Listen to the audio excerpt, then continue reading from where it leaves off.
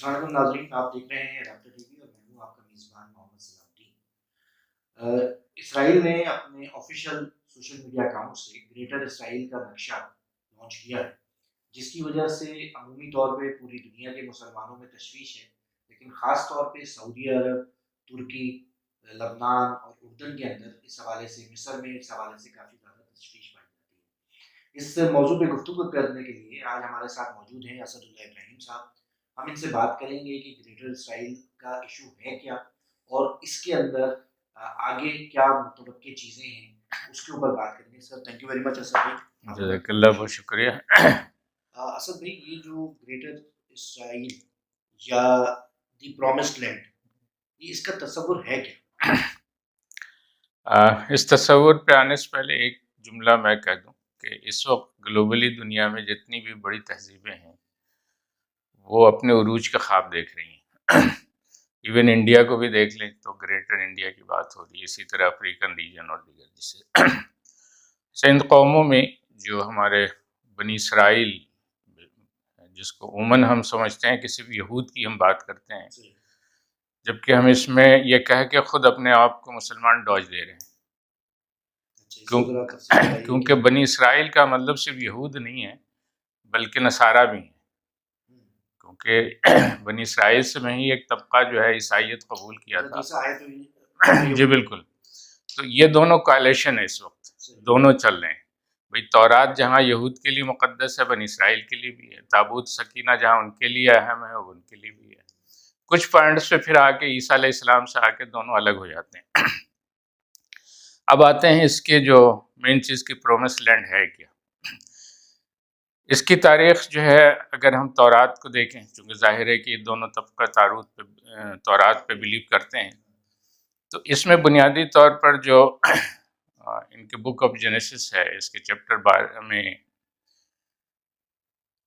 ابراہیم علیہ السلام، آپ کو یاد ہوگا کہ جب ان کے والد سے ناراضگی ہوئی، پھر وہ جو نمرود کا واقعہ ہوا آگ میں جلانے کا، تو اللہ تعالیٰ نے آپ کو ہجرت کا حکم دیا تھا، اور آپ جو ہیں وہ، تو اللہ تعالیٰ نے آپ کو وہ زمین پہ برکت پہ لے کر کے آیا اور کہا کہ ہم تمہیں بہتر ٹھکانہ عطا کریں گے۔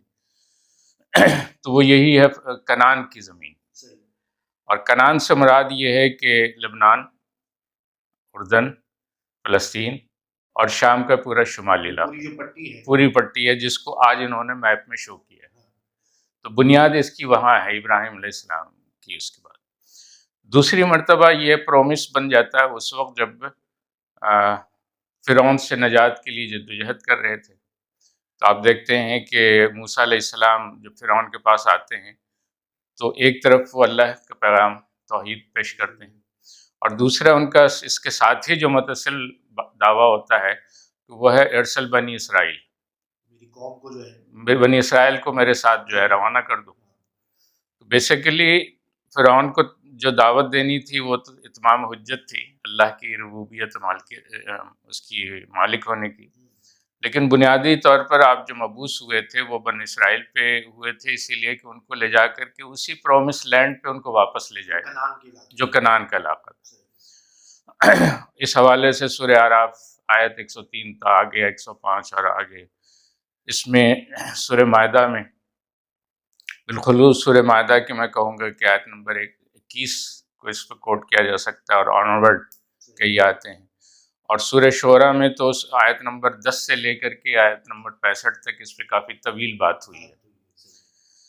تو یہاں بھی قرآن بھی اس کو ایک تائید کر رہا ہے، بلکہ آپ کو سورہ مائدہ کے حوالے سے جو میں نے بات کی، تو آپ دیکھیں کہ جب یہ جزیرہ سینا میں قیام تھا ان کا، تو کہا یہی گیا تھا کہ بھی وہاں داخل ہو جاؤ، جائیں، تو انہوں نے کہا کہ جی وہ بڑے زبردست قوم ہیں، تو ہم تو وہ نہیں جائیں گے، موسیٰ تم اور تمہارا خدا جا کے لڑے۔ پھر اس کی سزا کے طور پہ 40 سال وہاں، جی بالکل۔ تو یہ پرومس لینڈ تو ہے، اور یہ کوئی نئی چیز نہیں ہے، لیکن یہ پرومس لینڈ ان کے لیے اس وقت تک تھا جب تک ان سے وہ جو اللہ تعالیٰ نے اس مقصد کے لیے ان کو مبعوث کیا تھا کہ وہ تورات کے تحت ایک دنیا میں عدل کا نظام قائم کریں گے، لیکن بعد میں جب وہ اس سے پھرے اور یہ خود ظالم بن گئے۔ اچھا، میں آپ کو ایک چیز بتاؤں گا کہ دیکھیں مصر آ گیا، کنعان کا پورا علاقہ آ گیا، جس میں شام، لبنان، اردن آ گیا، فلسطین خود آ گیا، لیکن یہ مدینہ منورہ تک کہاں کیسے آ گیا؟ ہاں، اس میں جب بات آتی ہے کہ پھر واپس اسی اوریجن پہ جائیں ابراہیم علیہ السلام، تو آپ دیکھیں کہ ابراہیم علیہ السلام کی ابتدا بیس تو بنی وہاں حلب، شام کا. ہماری اگر جو پچھلے جو ہمارا ہم نے ایک سیریل شروع کیا تھا قامت وہ دین کے حوالے سے، نظام کے عنوان سے، تو اس میں ہم نے بڑا ذکر کیا تھا کہ حلب ابراہیم علیہ السلام نے کس بنیاد پہ قائم کیا. لیکن اللہ تعالیٰ کی اسکیم میں وہ فرسٹ فیز تھا، بیسیکلی اس کا بھی مرکز مکہ ہی تھا.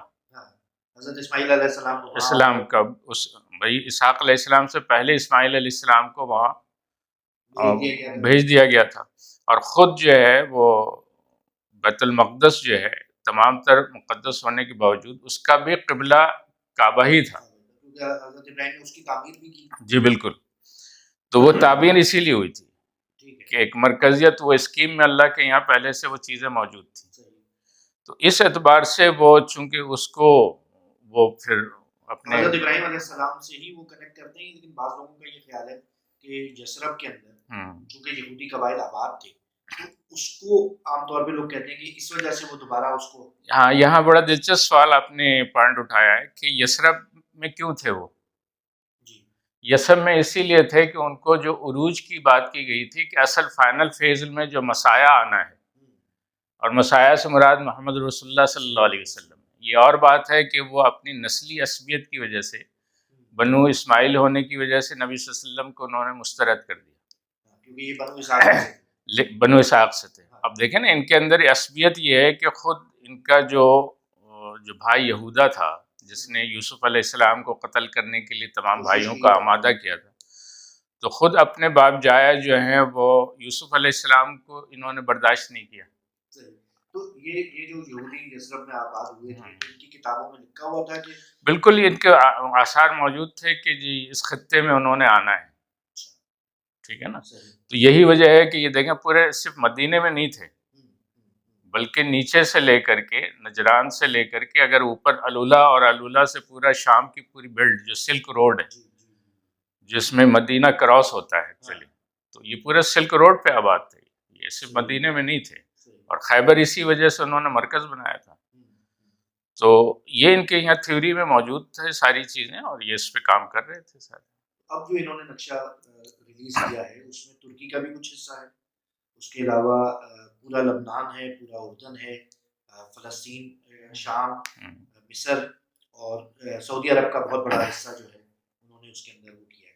یہ جو بیان بازی ہے، اچھا اس کے اندر یہ ہوتا ہے کہ جب انتہا پسند سیاست ہوتی ہے تو اندرونی طور پہ بھی آپ کو اپنے ووٹ کو کنفرم کرنا ہوتا ہے، اور آپ اس کے اندر بھی وہ ہو رہے ہوتے ہیں کہ بھائی اپنے جو انتہا پسند ووٹر ہے اس کو وہ کرے. تو نیتن یاہو جو ہے صرف اپنے ووٹر کو وہ کر رہا ہے اپنی اندرونی سیاست کی وجہ سے اس نے یہ ریلیز کیا ہے، یا واقعی یہ پلان ہے اور اس کے اوپر کوئی عمل ہو رہا ہے؟ دیکھیں دونوں چیزیں، یہ ایک مین تو ہے جب آپ دیکھتے ہیں کہ کسی بھی قوم یا کسی ادارے کی کوئی ایک مین آبجیکٹیو ہوتا ہے تو ٹیمپرری کچھ آبجیکٹیو سیٹ کیے جاتے ہیں.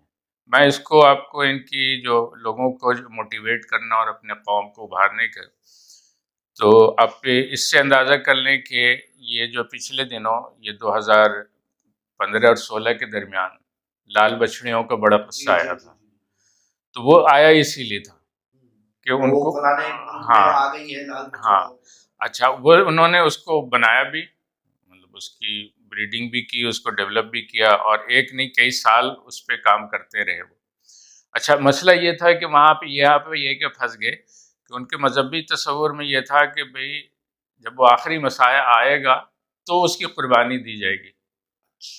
اب مسئلہ یہ کہ بچڑا تو تیار ہو گیا، آپ نے جدوجہد کر لی، وہ آخری مسایہ تو آنا نہیں تھا، نہ آیا، کیونکہ آخری مسایہ تو 1400 سال پہلے آ کے گزر گیا. ٹھیک ہے نا. تو اب وہ جو ہے وہ اسکیم انہوں نے قوم کو جوش دینے کے لیے، بھئی دیکھیں نا دنیا میں جیسے میں نے شروع میں انڈیا کی مثال دی تھی، وہاں بھی دیکھیں کہ ہندوتوا کیا ہے، وہ مذہبی قوموں کو عروج دینے کے لیے مذہبی ٹچ تو دینا پڑتا ہے. تو فی الحال جو نیتن یاہو کی جو ابھی پوزیشن جتنی ڈاؤن ہوئی ہے اب خود اپنے قوم کے اندر، دنیا کو تو چھوڑ دیں، تو وہ ضروری تھا کہ کوئی نہ کوئی جو ہے وہ ایسا تڑکا دیا جائے کہ وہ قوم کے اندر دوبارہ یکسوئی پیدا ہو. نہیں لیکن اس میں ساتھ ساتھ آپ یہ بھی تو دیکھیں نا کہ ڈونلڈ ٹرمپ بھی حلف اٹھانے والے ہیں اور انہوں نے تو پورا کھل کے کہا ہے کہ بھائی بالکل صحیح ہے. اس میں جیسے کہ میں نے شروع ہی میں کہا تھا کہ ہمارے یہاں جو عموماً یہ جب ہم یہودی کی بات بنی اسرائیل سے صرف یہودی سمجھتے ہیں تو یہ پورا جو زائنسٹ طبقہ ہے آپ دیکھیں کہ اس وقت جو ہے جتنی بھی ملکوں کی یوروپین اور پلس امریکن رجیم ہے، ایون کینیڈا کی بھی رجیم ہے، تو رجیم الگ جگہ ہے، عوام الگ جگہ ہے. ایسا کیوں ہے؟ یہ ایسا اس لیے ہے کہ یہ رجیم پچھلے 200 سالوں میں کہاں سے آئے اور کیسے آئے یہ الگ ہسٹری. اگر آپ اس پہ چاہیں تو ایک الگ پروگرام کر لیجیے گا کیونکہ وہ پھر ایک طویل موضوع ہو جائے گا. تو بنیادی طور پہ یہ بیک اینڈ پہ ایک ہی ہیں سارے.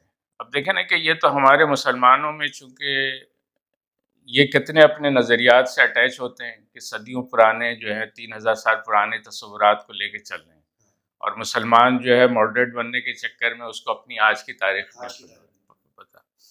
تو انہوں نے بڑے شوق سے ٹرمپ کو ووٹ دیا تھا کہ جی بائیڈن کے مقابلے میں یہ تو بڑا ہمارے فیور میں کچھ کرے گا. لیکن یہ بھول گئے تھے کہ پچھلے سیشن میں جب اس کی حکومت تھی خود اس کا داماد یہودی ہے اور انہوں نے بیت المقدس کو اس کا جو ہے امریکہ کی ایمبیسی بنانے کا اور پورا ساری چیز کرنا. تو اچھا اس میں ایک اور بھی چیز ہے کہ ٹرمپ جو ہے چونکہ وہ جو ہے شو بیس کا بھی آدمی رہا ہے اس کے مزاج میں ذرا سا بھڑک مارنے کا ایک ہے کہ مزاج اس کا نا جو شوبز کے لوگوں کا ایک اپنا ایک ہوتا ہے. ہاں تو بائیڈن وغیرہ چونکہ وہ سنجیدہ سیاستدان تھے تو وہ ہر کام خاموشی سے کر رہے تھے، کوئی میڈیا میں بھڑک بازی نہیں ہو رہی تھی، لیکن کر بھی وہی رہے تھے. رخ ایک ہی ہے، بلکہ بدماشی میں دونوں جھگڑا اس پہ نہیں ہے کہ بدماشی کیوں ہو رہی ہے، کون زیادہ کرے گا، بنیادی طور پہ یہ ہے. تو اصل چیز یہی ہے کہ یہ جو ہے سارا اسکیم ایک ہی ہے. اور یہ جب چونکہ انہوں نے یہ جو ریاضت اسرائیل آج سے جو 80 سال پہلے انہوں نے ڈیولپ کیا ہے اس کی بنیاد جو ہے وہ 16ویں صدی میں رکھی گئی تھی. ہم تو وہ اوسلو معاہدے سے اس کو شروع کرتے ہیں نا، لیکن ابھی ہم 21ویں صدی کے اندر ہیں اور 400 سال پہلے 400 سال پہلے یہ کولمبس جو امریکہ جو دریافت ہوا تھا یہ بنیاد اسی وقت جب فال آف اسپین مسلمانوں کی ہوئے تو مسلمانوں وہ جو اسپین کا حکمراں تھا فرنانڈیس اور اس کی ملکہ ایزابیلا اور کولمبس کے درمیان جو معاہدہ ہوا تھا وہ ڈاکومنٹ اٹھا لیں آرکائیو میں مل جائے گا. اس پہ کچھ مورخین نے ہمارے یہاں کتابیں بھی لکھی ہیں وہ بھی موجود ہیں کہ اس میں یہ بات طے ہوئی تھی کہ نئی جو دریافت علاقے ہوں گے اس کا ایک سرٹن پرسنٹیج جو ہے وہ اس پرومس لینڈ کو حاصل کرنے کے لیے ریاضت اسرائیل کو حاصل کرنے کے لیے اس کو الوکیٹ کیا الگ کیا جائے. یہی وجہ ہے کہ آج بھی جو یورپی قوتیں یا امریکہ بالخصوص جو اسرائیل کو مدد دے رہا ہوتا ہے وہ اصل میں وہی وہ معاہدہ ہے جس کو فلفل کر رہا ہوتا ہے. 400 سال سے جی ہاں اس کے اوپر مستقل عمل ہو رہا ہے، بالکل اسی طرح عمل ہو رہا ہے. اچھا صدیق یہ بتائیے گا کہ ابھی یہ اعلان بھی ہو گیا اور اس کے اوپر بہت شور بھی ہو رہا ہے، لیکن اگر ہم اپنے ممالک کی جو اسلامی بظاہر ممالک ہیں سعودی عرب ہے مصر بڑے یہ 2 بڑے ملک ہیں، شام کا تو ابھی حال برائی ہے، پھر آپ آ جاتے ہیں ترکی کا چھوٹا سا ایک حصہ ہونے چاہیے. یہ کتنی ان کے اندر ہمت ہے کہ وہ اس گریٹر اسرائیل کے منصوبے کو روکنے میں بند باندھنے میں کہاں کامیاب ہوں گے. ایک طرف سعودی عرب جو ہے وہ معاہدہ ابراہیمی پہ دستخط کرنے والا تھا اور دوسری طرف جو ہے یہ ابھی جو ہے وہ خارجی سطح کے اوپر جو ہے وہ مذمت کی جا رہی ہے. کتنی پاور ہے ہمارے ان حکمرانوں کے اندر؟ دیکھیں اس میں جو ترکی کا جہاں تک مسئلہ ہے ترکی کی جو زمین کا جو حصہ لینے کا ہے جس کے لیے کردوں کو بھی استعمال کرنا ہے بالکل وہ اصل میں یہ تو ان کی اپنی مفاد پہ جب ہوتا ہے تو سب دوست ہو جاتے ہیں تو اس کے بعد کیا حشر ہوتا ہے وہ ایک الگ مسئلہ ہے. تو یہ ترکی کا بھی حصہ اسی لیے لے رہے ہیں کہ وہ ہاران جو ہے وہ نبی ابراہیم علیہ السلام کی بنیاد ہے نا، عرفہ اور ہاران وغیرہ. البتہ ترکی اس پہ مزاحمت کرے گا لیکن ترکی کے لیے بالخصوص اردگان رجیم کے لیے ایک بہت بڑا مسئلہ ہے کہ ترکی کے اندر سیکولر قوتیں جن کی ساری آج تک ابھی بھی دل دھڑکتے ہیں یورپ کے ساتھ، امریکہ کے ساتھ، وہ ایک بہت بڑا چیلنج ہے. تو اردگان صاحب کوئی بھی قدم اٹھاتے ہوئے اس بات سے ڈرتے ہیں کہ کہیں ایسا نہ ہو کہ ہم اس سے بھی جائیں جو کچھ ہاتھ. جی بالکل.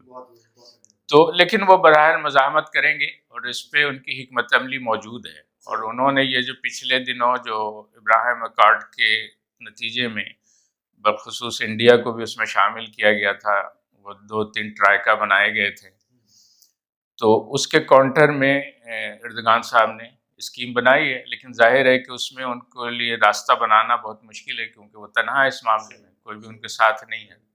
تھوڑا بہت کسی حد تک اگر کوئی ساتھ دیتا ہے تو قطر ہے، ورنہ تو بالکل اکیلا.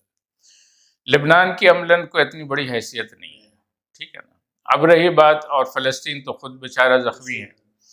اردن کے حکمراں اور سعودیہ کے حکمراں اور ایون جو ہے یو اے ای کے حکمراں، یہ ریاضت اسرائیل کو کے قیام میں عملاً ان کے جد اعلیٰ شریک رہے ہیں.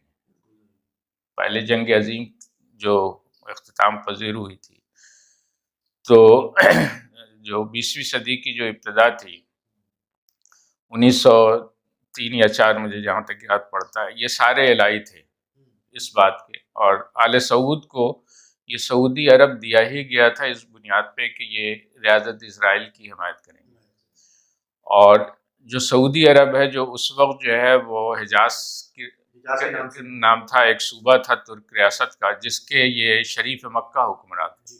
انہی کے اولاد جو ہیں ابھی اردن کے حکمراں. اور اردن کے حکمراں جو ہیں، یہ جو عالمی طاغوتی نظام ہے، اس کے یہ حصے دار ہیں.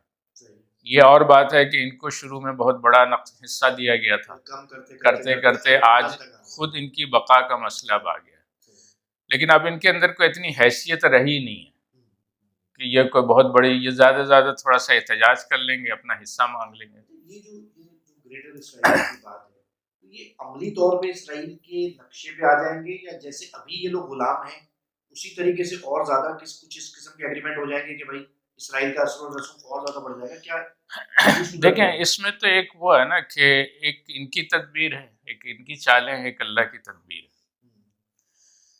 یہ تو اپنے تئیں انہوں نے، دیکھیں ان کو جیسا کہ ہم نے شروع کہا تھا کہ ان کا یہ ہوتا ہے کہ جب ان کو اپنے مطلب کی چیز ہوتی ہے تو سب کو دوست بھی بناتے ہیں. جیسے ابھی کردوں کو انہوں نے چارہ دیا ہوا ہے، اور پھر جب مطلب پورا ہو جاتا ہے، یہ پوری تاریخ ہے ان کی، پرانی تاریخ ہے. پھر یہ ہے کہ جب ہو جاتا تو خود اردن کا آپ دیکھ لیں نا کہ شروع میں جب آج سے 100 سال پہلے جو ہے ان کو کتنا بڑا ایریا دے، اور آج کتنا سمٹ کر کے رہ گئے. فلسطین کا دیکھ لیں، انہوں نے کہا تھا کہ بس ہمیں یروشلم کے کچھ تھوڑے سے حصے چاہیے، اور آج دیکھ لیں کہ آج غزہ بھی ان کے لیے قابل قبول نہیں. تو ان کو اس سے کوئی غرض نہیں ہے، اپنی مطلب کے لیے کوئی رہتا ہے یا جائے. آپ دیکھ لیں نا کہ ٹرمپ نے اور بائیڈن نے کئی مرتبہ سعودیہ کو دھمکی دے چکے ہیں. البتہ یہ ہے کہ جو بدلتے ہوئے حالات ہیں، کیونکہ آج سے 100 سال پہلے جو عالمی نظام قائم کیا گیا تھا، اس میں امریکہ کو، جو دنیا کے 5 بڑی طاقتیں جو آپ کے اس میں بھی ہیں، اقوام متحدہ کے میں جو نیٹو پاور ہیں، تو اس میں امریکہ کو ایز اے ورلڈ کا پولیس مین اپائنٹ کیا گیا تھا. اب یہ پولیس مین جو ہے قابل نفرت بن گیا ہے.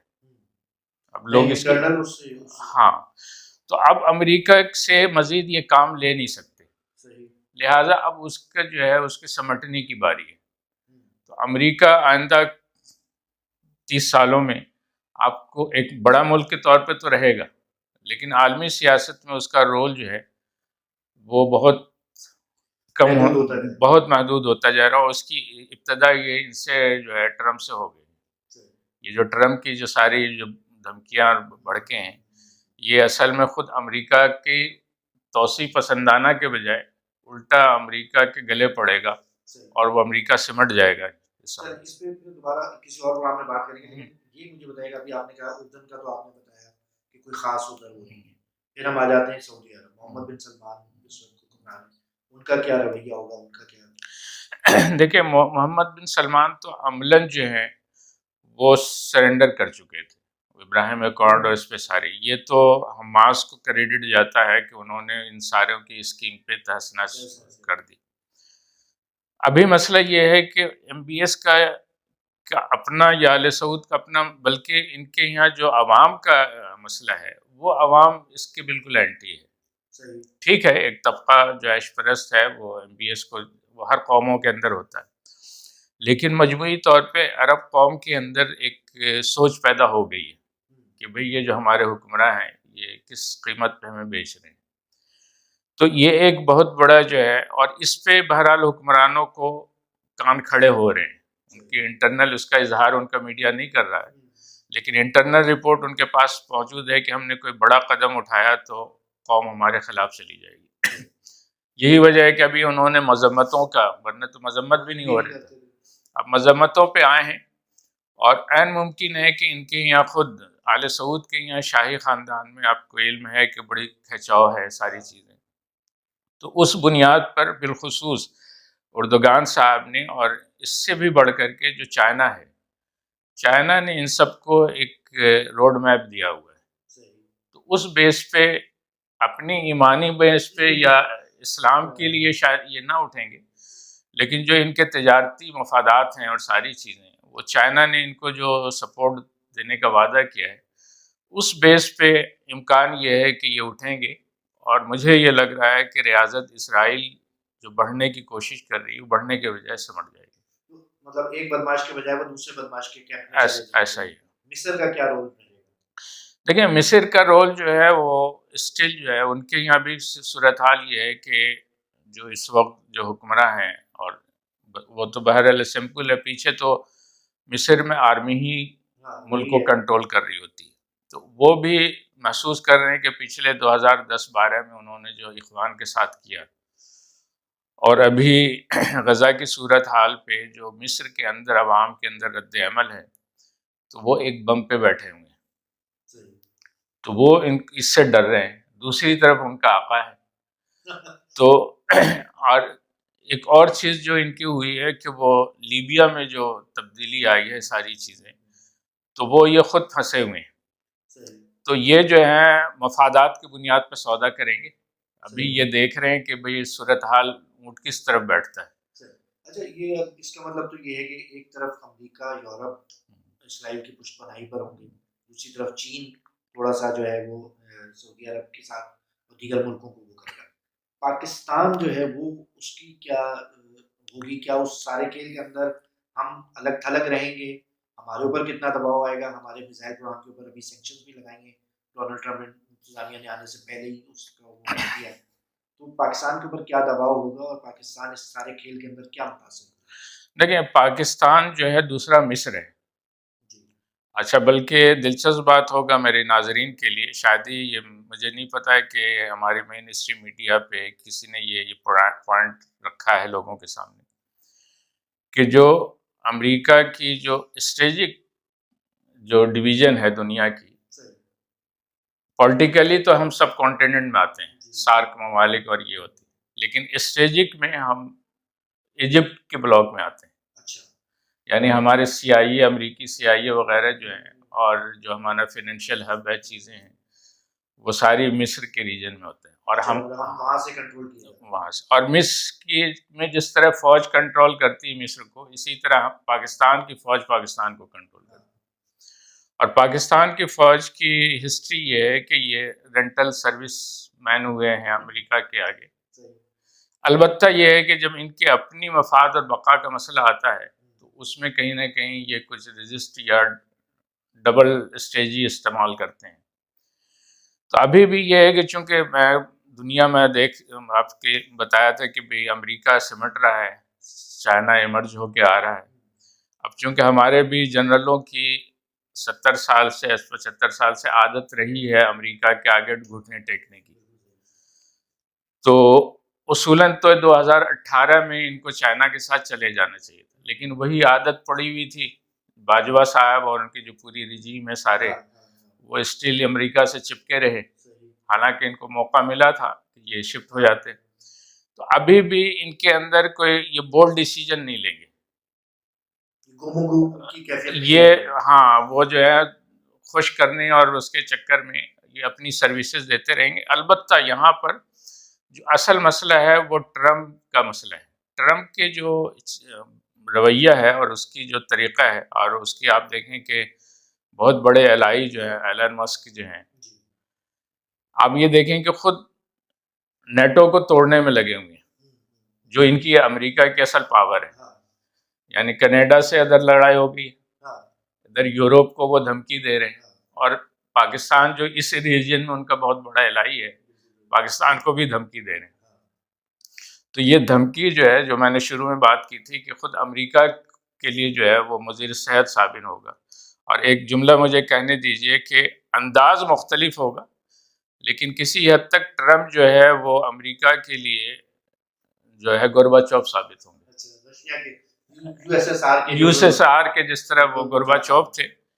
اور میں جو فورسی کر رہا ہوں وہ یہ ہے کہ میں ٹرمپ کو نیکسٹ گورباچوف دیکھ رہا ہوں.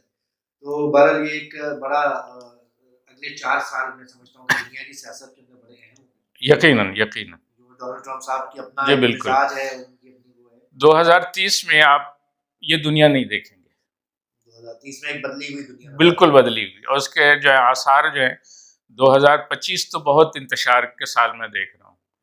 2026 اور 27 سے آپ نیا نقشہ بنتے ہوئے دیکھیں گے. اچھا، ہمارے پاس ٹائم ابھی کم ہے، صرف ایک جملے میں بتائیے یا کچھ الفاظ میں کہ یہ جو ایک تاثر ہے یہودیوں کے حوالے سے یا اسرائیلی ریاست کے حوالے سے کہ ان کی کوئی بھی ریاست 100 سال پورے نہیں کر پائی، کیا یہ تاثر درست ہے اور یہ اس کے اندر کیا کتنی حقیقت ہے؟